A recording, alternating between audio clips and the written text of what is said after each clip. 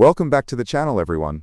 Today we are tackling Leetcode 1914, cyclically rotating a grid. Before we dive in, just a quick reminder, as we go through this, if you get stuck on any part of the logic or code, please ask a question in the comments.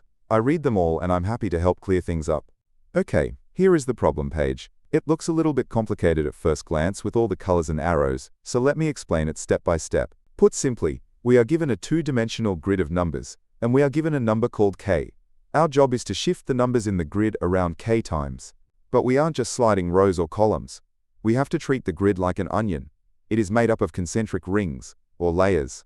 The outer edges make up the first layer, the next ring inside is the second layer, and so on. The problem wants us to grab each of these layers and spin the numbers in a counterclockwise direction.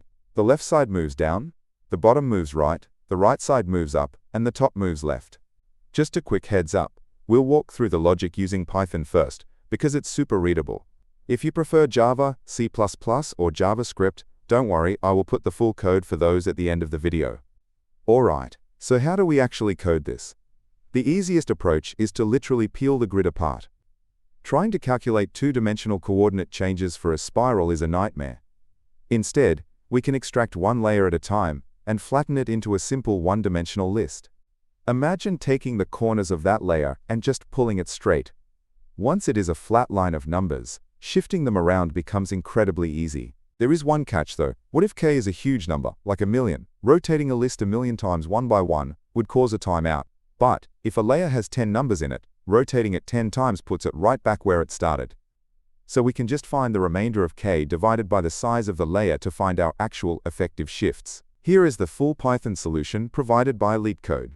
Let's zoom in and break down exactly what those big blocks of code are doing. First, we need to know how many layers exist. We take the width and the height of the grid, divide them both by 2, and take the smaller number. Then, we start a loop that will process the grid, layer by layer, moving from the outside in. Inside that loop, for every single layer, we create 3 empty lists, one to remember the row coordinates, one for the column coordinates, and one for the actual numbers living at those spots. We need to remember the coordinates so we know exactly where to put the numbers back later. Now we peel. We write 4 small loops to trace the perimeter. This first one traces the left edge. It starts at the top left corner of our current layer and moves down, adding the coordinates and the values to our lists. The next 3 loops in the code do the exact same thing for the other sides. We trace the bottom edge going right, the right edge going up, and finally the top edge going left. This perfectly flattens our layer in a counterclockwise sequence.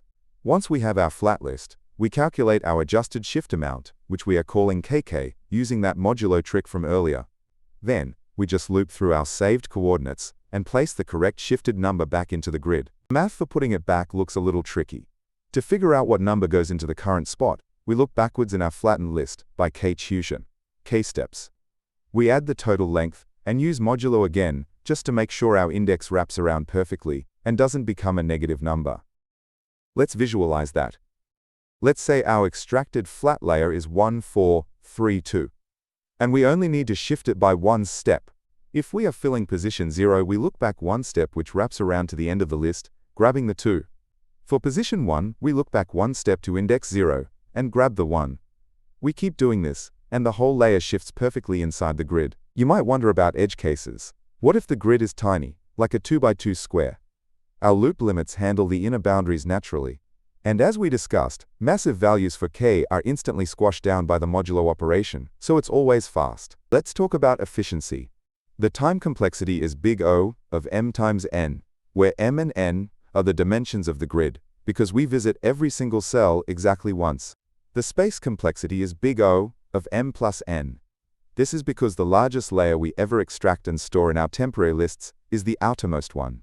The big takeaways here are: first, whenever moving things in 2 dimensions gets messy, see if you can extract it into a one-dimensional list first.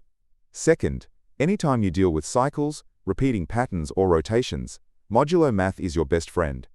Alright, that covers the Python solution. As promised, here are the full solutions for Java, C++, and JavaScript. Instead of pausing and typing these out, you can just go to leetcodeunlocked.com via the link in the description to copy and paste the exact code directly. Here is the full solution translated into Java. Next up, here is the exact same logic written in C++. And finally, here is the solution in JavaScript. Before we wrap up, I want to mention I've been experimenting with the format of these videos lately to make them faster to get through. Let me know what you think of this style in the comments, and don't forget to drop any final questions you have about the problem there too. Also, you can probably tell by now this voice is AI generated. I actually built this system for myself to create clear, visual explanations the moment a new problem drops so I can learn faster. I share them here to help you study too, totally free of ads and sponsorships. If you found this helpful and want to support the channel, consider leaving a tip at buymeaboba.com/leetcodedaily.